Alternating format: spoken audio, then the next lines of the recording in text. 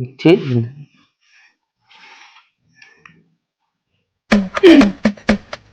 22 என் birthday எவனாவது wish பண்ணிக்கலாம் பார்ப்போம். ஒருத்தன் கூட விஷ் பண்ணல. இது என்ன பிரிய வழக்கத்துக்கு மாற ஒரே ஒரு ஸ்டேட்டஸ் வச்சிருக்கா. எப்படி ட்ரெயினில் விடுவா நம்ப முடியல. என்ன ஸ்டேட்டஸ்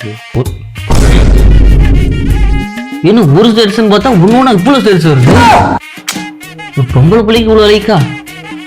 பேசாம பொண்ணா மாதிரி பிறந்த நாளப்ப என்ன மாதிரி நினப்பெல்லாம் வருது. இன்னைக்கு நமக்கு பிறந்த நாள் 98 குட்டி கழிச்சு பார்த்தா நம்ம வயசு 22. இப்ப நமக்கு 2 வயசுல கல்யாணமா?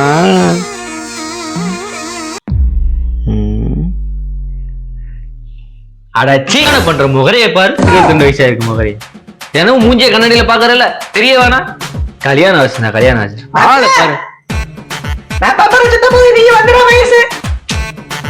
இன்சல்ட் பண்ணிட்டேன். என்ன எவ்வளவு சூம்ல நிக்கிற?